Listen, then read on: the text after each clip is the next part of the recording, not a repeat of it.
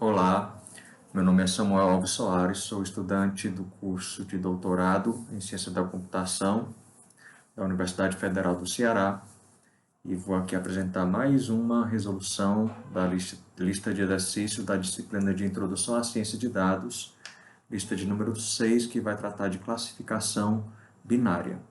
A lista, ela pede para utilizar o mesmo dataset utilizado nas outras listas, remover os travas-apps, linhas repetidas, palavras com menos de textos com menos de 5 palavras e fazer um tratamento para agrupar as postagens semelhantes. E eu utilizo para isso a distância de cossenos, dado que a similaridade de cosseno não tem sido suportada aqui no meu computador e nem no Colab, devido consumir muita memória.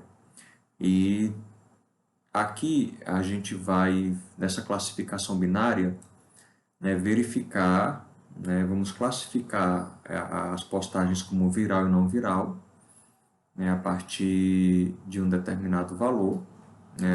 No caso aqui é sugerido para que esse limiar seja baseado na mediana mais 2 desvios padrões, 2 desvio padrão. Então, vou utilizar essa sugestão para classificar aquilo que é viral e não viral. Vou mostrar como foi feita a implementação. E daí, a gente vai utilizar a regressão logística. Vamos fazer uma série de combinações, com regressão logística, árvore de decisão e uma estratégia baseada em ensemble, que eu uso aqui o Random Forest. E com regularização e sem regularização, com normalização e sem normalização, aqui está como opcional, mas eu utilizei, sem processamento e com pré-processamento. Eu não havia feito lá na regressão sem pré-processamento, e aqui eu fiz, apesar de ter demorado bastante. Com embedding, Bool, TD, IDF, Word2Vec, N-gramas, unigrama, bigrama e trigrama, e validação, treinamento, validação e teste com Alter K-Fold Cross Validation. Então, é isso que é solicitado, uma série de combinações que acaba demorando muito aqui na execução do experimento. E vamos ver aqui como é que ficou, tá? Então, novamente revisitando aqui como é que ficou o dataset, a gente fez a leitura. No caso aqui eu usei o Colab, tá? Porque aqui eu tenho mais memória no Colab, até 50 GB de memória e mais tempo para usar. Fica alguns dias aqui executando, muitas horas executando, e a gente precisa de uma ferramenta que a gente possa deixar só executando isso, que no computador a gente acaba trabalhando com outras atividades também, e aí a gente fica consumindo muito da memória aqui no computador. Então, a gente fez a leitura aqui do dataset, tá? Que tem novamente mais de 500 mil linhas.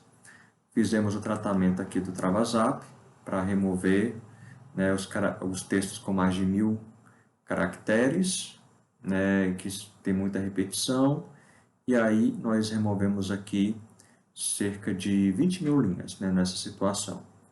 Removemos as linhas repetidas, tiramos aqui as informações de dataset, InfoID, Date System e ID Message, e aí, tirado isso, nós conseguimos ver que havia, deixa eu mostrar aqui embaixo, muitas duplicações. Então, removemos aqui as duplicações, ficou com 530 mil linhas no nosso dataset. Criamos colunas aqui para quantidade de caracteres, quantidade de palavras, quantidade de postagens idênticas, e o score de sentimento também, na sua classificação entre sentimento neutro, positivo ou negativo. E aí criamos essas colunas e removemos as linhas com menos de 5 palavras. ficando agora com 355 mil linhas no nosso dataset. Depois removemos as postagens feitas, as postagens idênticas, né, feitas pelo mesmo usuário mais de 20 vezes. Tratei isso como spam. Removemos, e aí removemos 13 mil linhas, e aí o nosso dataset ficou com 342 mil linhas. Tá? Fizemos um tratamento aqui para remover as colunas criadas após todo esse processamento, né? As colunas extra geradas. Depois nós fizemos o tratamento processando aqui o texto, criando uma coluna chamada texto tratado, que tem o texto da postagem só em minúsculas, sem acentuação, sem pontuações, e sem stop words, né, em português. E aí nós fizemos o tratamento e criamos a coluna texto tratado, mesmo processamento que fizemos nas outras atividades. Salvamos esse data frame, né, para poder acessar posteriormente sem processar tudo novamente. Fizemos aqui a leitura novamente, né, do data frame, do dataset. E aí nós fizemos o agrupamento por distância de cossenos, igual da outra atividade de regressão. Tá? Fizemos e salvamos isso no Drive para poder acessá-lo novamente. Tá? E aí nós precisamos... Eu estava fazendo vários testes com regressão logística, dentre outras coisas, estava dando alguns problemas em algumas configurações. Aí eu verifiquei que a versão 1.6, que é o que eu estava usando aqui, tinha um problema com o uso da regressão logística. Aí eu instalei o Scikit-learn 1.4.2 para que estava sem esse problema. Então, eu removi aqui, foi desinstalada a versão 1.6.1 e foi instalada a versão 1.4.2 devido a alguns erros aí durante o processamento da regressão logística. E das outras também, né? Estava dando problema aqui. Aí, lemos novamente, né, o dataset aqui agrupado, que aí, né, depois de todo o agrupamento, né, ele gerou 206.901 linhas. No nosso agrupamento, nós consideramos a distância dos cossenos em 0.2, que equivale a 0.8 lá na similaridade de cosseno. Tá? Então, nós utilizamos 0.2, é o mesmo que foi feito lá para a regressão também. Então, nós temos aqui um dataset com 203 mil linhas. Fizemos aqui Pronto. Bem, um dataset deste tamanho demora bastante para processar. Tá?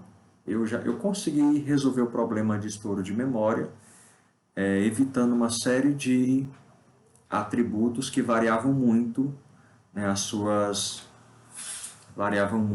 variava muito a quantidade de dados. Por exemplo, ID usuário. O ID lá do usuário, na verdade, a identificação do usuário, perdão, que tinha um hash MD5 para o usuário. Como há muitos usuários, ele estava deixando muitas colunas, né, quando fazia os embeddings. Né, então ficava muito espaço, estava estourando memória. Então o que eu fiz? Eu evitei utilizar colunas que tinham muita variação de dados, né, para evitar, né, isso para dados categóricos, né, quando é numéricos não tem muito problema, não tem problema na verdade, né, então dados categóricos que variavam muita informação, né, por exemplo, o usuário, os grupos, dentre outros, estava deixando nosso dataset com os embeddings muito espaço e estava estourando memória. Quando eu tirei, né, evitou o estouro de memória. Então, um problema foi resolvido. Porém, a quantidade de dados, né, a quantidade de linhas faz com que haja muito tempo de processamento. Então, o que que eu fiz? Eu fui verificar, né, se a quantidade de dados sem o Score Misinformation. Porque se tinha muitos dados, né, sem Score Misinformation, que tem muito nulo. E vi que tem 79 mil linhas, né, sem nulos para Score Misinformation. Todo o restante, ou seja, mais de 100 mil, tem Score Misinformation nulos. E esses 79 mil, eu creio ser suficiente para fazer a avaliação, porque nós temos aqui, né, com Score Misinformation, né, dados suficientes, né, para fazer a avaliação de viral ou não viral. Né? Tanto que quando a gente vai, eu fiz aqui, ó, eu detectei, né, 79 mil linhas, né, com Score Misinformation. E aí, ainda mais, fiz a filtragem com Score Misinformation não nulo, ou sem, com informação, e com menos, né, com pelo menos, ou com no máximo, perdão, 200 caracteres. Quando eu fiz essa verificação, geramos aqui, ó, um dataset com pouco mais de 38 mil linhas. E dessas 38 mil, né, se a gente calcular aqui a mediana, né, e o desvio padrão, nós vamos ter um limiar de 15,25. Então, nós poderemos classificar aqui 38.347 como não viral, abaixo desse limiar, e 229 como viral. Tá? Se eu pegar todo o dataset, né, de 200 e tantas mil linhas, a gente vai ter só 128 como viral, utilizando essa regra da mediana e 2 mais 2 desvio padrão.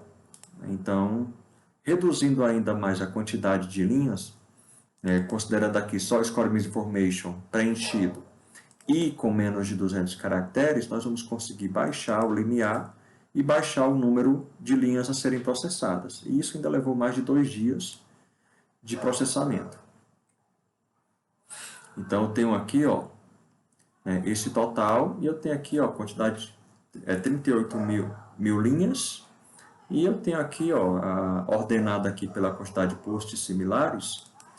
Nós temos aqui 1017, por exemplo, esse texto tem 1017, 594 vezes, 455, né, e outros, né, apenas uma vez.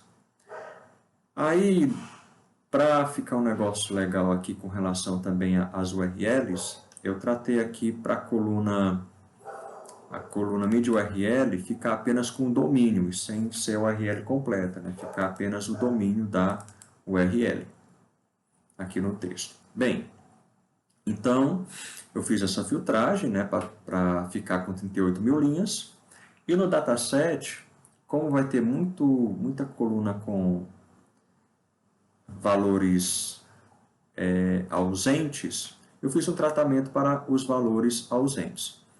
Primeiramente aqui eu defini aqui apenas no dataset essas features, a date message, media type, media URL, message type, classe sentimento, score sentiment, score misinformation, caracteres, palavras, resmid URL, text count anônimos, o texto sem pré-processamento, e o texto tratado, que é a postagem pré-processada, e quantidade de ports similares.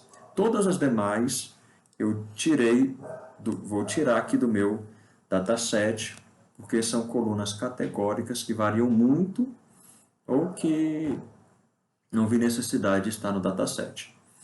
Tá? Então, filtrei meu data frame aqui para ter apenas essas features, resetei aqui o index.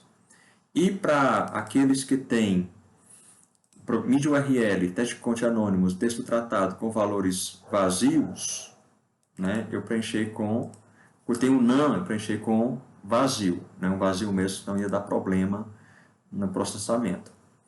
O media type e o message type, né, eu coloquei desconhecido, né, porque media type tem o tipo de mídia, o message type o tipo de mensagem, se é texto, se é imagem, Aí quando está NaN, mandei preencher como desconhecido. Para os valores numéricos, preenchi com 0. E para os valores booleanos, preenchi com false. Então, fiz esse tratamento aqui no dataset para evitar problemas aí durante o processamento. Então, vou ter aqui, ó, por exemplo, aqui, media type. Ó, essa linha estava com NaN, ficou como desconhecido. Essa linha aqui estava com NaN também, ficou com vazio, né, a URL. E aqui está só com o domínio, né? Não está com a URL completa mais. Ó, pronto. Removi uma coluna que foi gerada aqui durante o processamento. Ordenei aqui pelo quantidade de portos similares só para verificar como é que estava o dataset. E aqui, pronto. Aqui está a lógica, né, do meu processamento para a classificação binária. Bem, fiz a importação aqui, né, de tudo que eu vou precisar.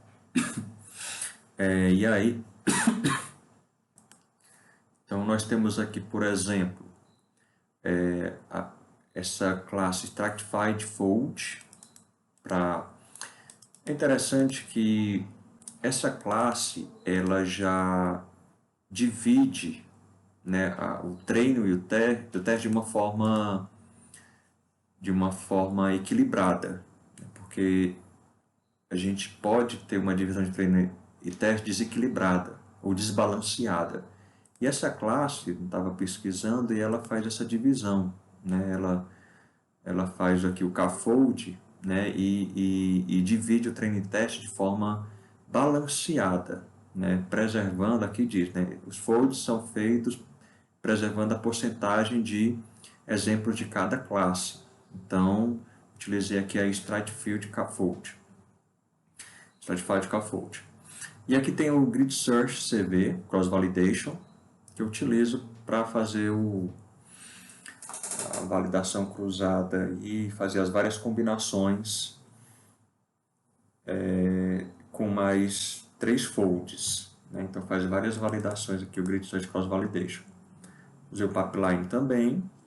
E para normalização, eu utilizei aqui o Standard Scaler, que eu usei Score, Min-Max Scaler, e um route encoder aqui para as colunas categóricas, tá? Para normalização, não, esse aqui para esse caso aqui, né, onde é que está, pronto, normalização dos dados, né? Se normalização, usei Score e Min-Max. Então, Standard Scaler utiliza o Z-Score. Esse Counter Vectorize, TF e DF Vectorize, é o que foi solicitado aqui, os embeddings, né? Bool, TD e DF. O Count Vectorize é o Bool, né? E o outro lá é o TF e DF. Aí eu não utilizei o Orthvec por questão de lentidão mesmo aqui no nosso processamento. Eu utilizei o Column Transformer para fazer a transformação aqui das colunas categóricas. E para a avaliação, né, a classificação binária, eu utilizei o Logistic Regression, Decision Tree, né, a árvore de decisão, Classifier, e o Random Forest Classifier, um exemplo aqui de Ensemble. Pronto, aí para a questão lá da avaliação, utilizando aqui a Hock-Alk Score, né, utilizando aqui a curva Hock, e, né, a matriz de confusão, tá? Aí tem essas funções aqui que ajudam também na classificação aqui do nosso, na avaliação nossos algoritmos. Bem, aí eu criei aqui uma funçãozinha para carimbar o tempo do início do processamento e do final do processamento, tá? Criei aqui também, dividi o date message em ano, mês, dia da semana e hora do dia. Fiz a classificação aqui do limiar, né, conforme eu tinha mostrado aqui anteriormente, utilizando a mediana mais 2 desvio padrão. E tudo aquilo que tiver, né, acima do limiar classifiquei aqui como viral, e abaixo do limiar, maior ou igual ao limiar está viral e menor é não viral. Tá? E aí eu mandei printar o limiar, né? E a contagem aqui de quantos foram selecionados para viral e não viral. Aí criei aqui o X e o Y, né? O Y, que é o resultado, né? Que ele precisa validar, e o X, as colunas que vão ser utilizadas para classificar, treinar o nosso modelo, para verificar se é viral ou não viral. Aí dropei aqui do dataset, né, a classe viral, né, para não, senão vai trapacear, né, a classe viral, obviamente, que tem que ficar no Y, e quantidade de portos similares, porque é com base nele que eu classifico como viral e não viral. Se eu permanecesse aqui no X, de certa forma, iria trapacear, né, o nosso dataset, impedindo o aprendizado, né? Até comentei aqui, como classe viral foi gerado com base em QTD portos similares, ele foi retirado do data frame para evitar trapaça e beneficiar o aprendizado. E tirei também o data message porque eu separei aqui em outras partes. Bem, aí que tem as features, né? Eu vou fazer um for em texto tratado e o texto pré-processado e o texto não pré-processado. Aí demorou bastante, né? Porque eu fiz isso. Até me arrependi de ter feito com ele sem pré-processamento, mas fiz. Né? As colunas categóricas, colunas numéricas e as colunas, as features booleanas. Dividi aqui por causa da transformação mais na frente, né? Cada tipo de coluna vai ser transformado de uma forma diferente. Aí tem o bool e o TF-DF, né? Count Vectorize e TF-DF Vectorize. Os transformadores aqui das colunas numéricas, né? Sem transformação. Essa instrução aqui, né? É para determinar as colunas que não sejam transformadas, né? Esse passthrough. Aí o Z-score, utilizando o standard scaler, e o min-max, utilizando o min-max scaler. Uma funçãozinha aqui, o make-score, que será utilizada para avaliar o nosso algoritmo, utilizando aqui a curva ROC.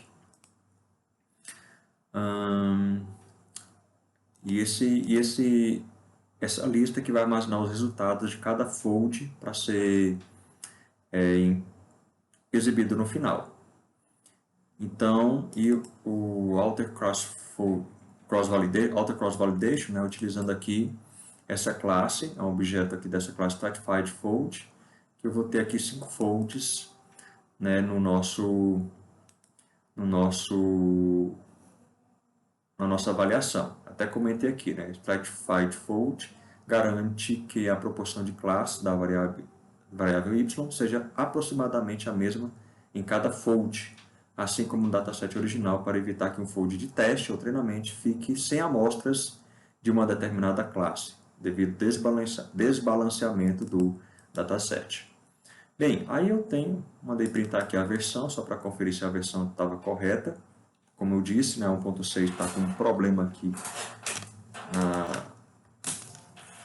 no nosso processamento de classificação binária e também, né, na multiclasse. Então, usei sempre 1.4.2.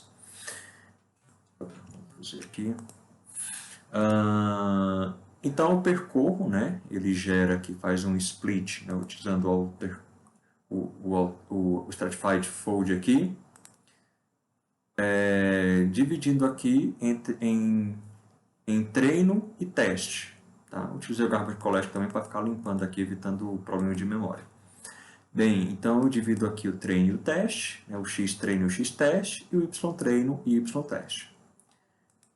Para cada fold, né, eu percorro aqui as colunas de texto, e para cada coluna de texto, né, eu verifico aqui o Text Vectorize, né, o bolso, se é TF e DF. E para cada um deles, eu faço a normalização. Né, a normalização, utilizando, sem normalização, Z-score e o min-max. né, essas classezinhas aqui. E aí, há aqui a transformação, né, utilizando aqui para cada coluna, fazendo o embedding dela, né, qual é o embed que vai ser utilizado, né, o bool, o TF e DF, tá? Para as colunas, para a coluna de texto. Para as outras colunas categóricas, né, eu utilizo aqui esse on-hot encoder, né, para transformar em valores numéricos, e para as numéricas, né, passo aqui essa transformação aqui utilizando, né, verificando o z-score, min-max, e sem normalização. E para as booleanas, a gente não faz a normalização.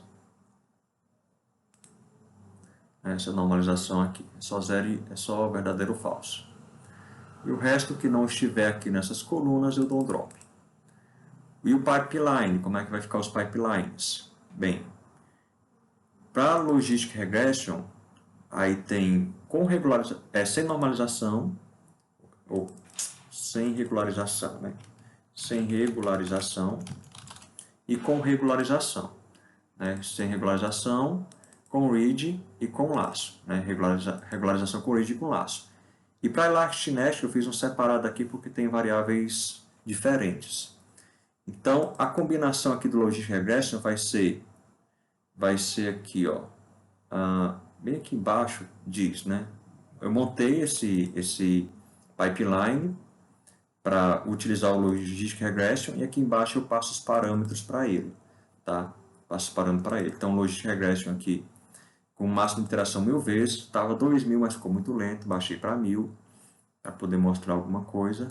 O ElasticNet, aí tem esse a mais aqui, ó, que não tem no outro, que é a taxa, né, de regularização para laço e para read. Então, coloquei meio aqui, 0.5.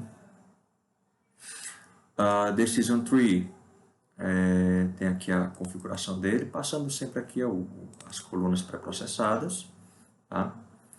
E o Random Forest, aqui a classe Random Forest Classifier. E os parâmetros aqui que vai ser utilizado, né, lá no Grid Search Cross Validation, vai ser para o Logistic Regression, para cada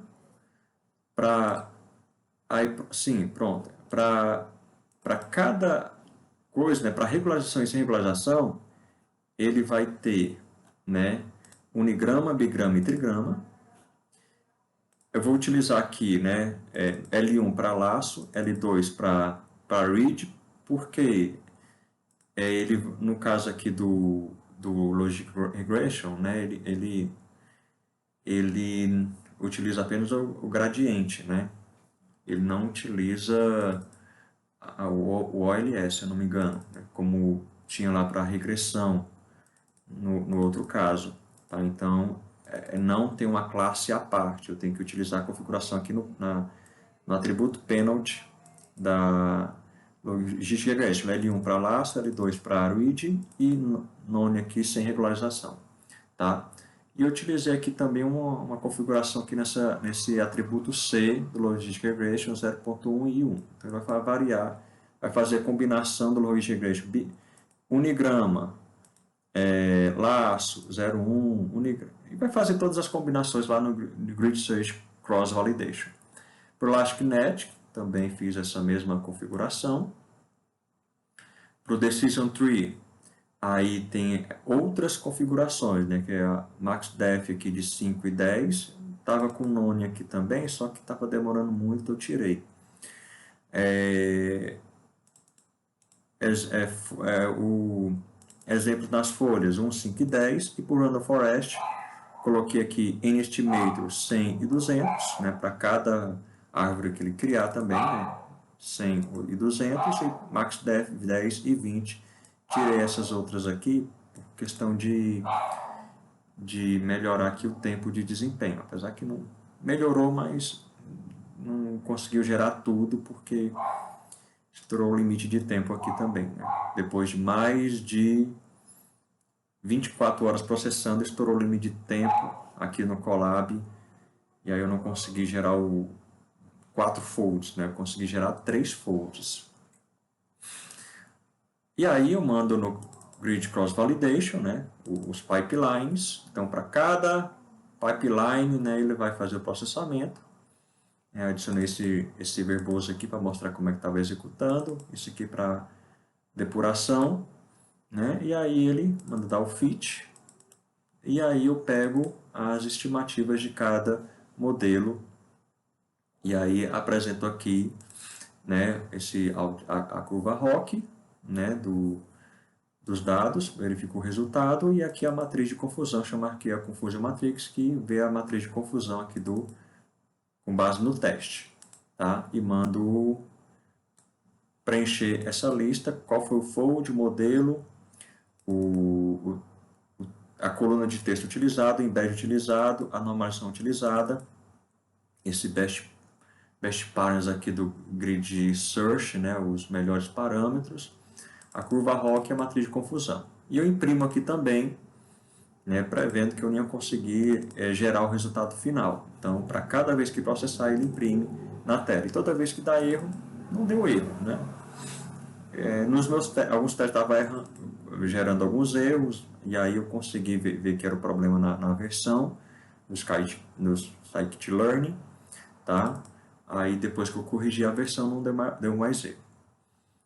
E aí depois, né, eu imprimo aqui a hora do fim do processamento e apresento aqui o resultado final. Não chegou a imprimir esse resultado final e até salvar, né, o dataset e transformar aquela lista no data frame e salvar, mas quando ia chegando no quarto fold, desconectou aqui do Colab, né, pela terceira vez, né, depois de várias execuções eu desisti de ir até o final, porque demorando bastante, estava desconectando. Bem, executei, e aqui gerei os prints, né, de cada combinação executada. Então aqui, para fold 1, por exemplo, aqui essa primeira linha, né, para Logistic Regression, texto tratado, para bowl, né, sem normalização, aqui os melhores parâmetros, né, unigrama. Olha só, deu uma curva ROC aqui, uma áreas debaixo da curva de 0,92. Foi até bom, né, em relação a isso. Né? E outros aqui, 0,92 também, 0,83. Esse aqui é do Elastic Net, esse aqui é da árvore de decisão, esse aqui do Random Forest. Então, esse random aqui deu para o quê? Deixa eu ver aqui. Para bowl e sem normalização, com MaxDef 20 e NEstimators 200, deu 0,93. Né? Nesse caso aqui, foi bom. Né? Sendo verdadeiros positivos 7.557 e verdadeiros negativos 31. Então, assim, eu considero que foi um valor bom. Né? Por exemplo, aqui. E se eu analisar aqui em várias outras, deixa eu voltar aqui, as várias execuções, é só mostrando aqui, para o segundo fold, para o terceiro fold. Quando estava terminando o terceiro fold, desconectou. Isso que foi o máximo que eu consegui. Teve outras execuções também que deu menos execução, fiz umas configurações aqui, mas não conseguiu ir todo. Tá? Teve uns muito baixos, né, 0,68 e tal, mas o primeiro fold, né, deu aquele valor bom.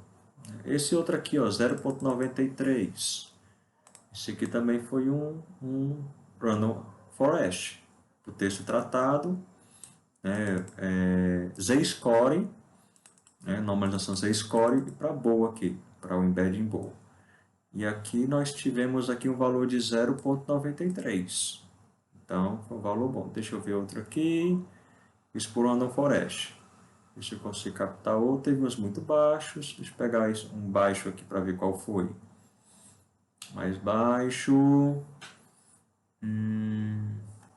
Eu tinha visto aqui um de 0,69. Acho que eu perdi aqui. Vamos baixar lá embaixo para ver. Ó, aquele 0,93 até agora foi o maior que eu vi, 0,935. Tem outros 935 que também é um Random Forest. E agora aqui para o texto sem pré-processamento, também bool, sem normalização, né, que deu 0,93 aqui da área sobre debaixo da curva, né? Da curva ROC. Deixa eu ver um baixo aqui só para ver qual foi. Acho que foi desses aqui, né? 0,73, teve um que deu 0,69, sempre então para o árvore de decisão. Bem, então está aqui, né, o meu dataset, minha avaliação para classificação binária, e aqui a implementação e o resultado. Não executou tudo porque ficou desconectando e não dava certo ficar fazendo aqui no Colab, ficou desconectando e não dava certo ficar fazendo aqui na minha máquina por causa das outras atividades que eu estava executando e não podia deixar o computador só com isso durante 2 dias de execução, né? Então, está aqui a implementação, né? E eu creio que gerou bons resultados aqui no meu exemplo aqui, ou na minha amostra do dataset com 38.000 linhas. Bem, então é isso. Já já eu vou mostrar também a classificação multiclasse.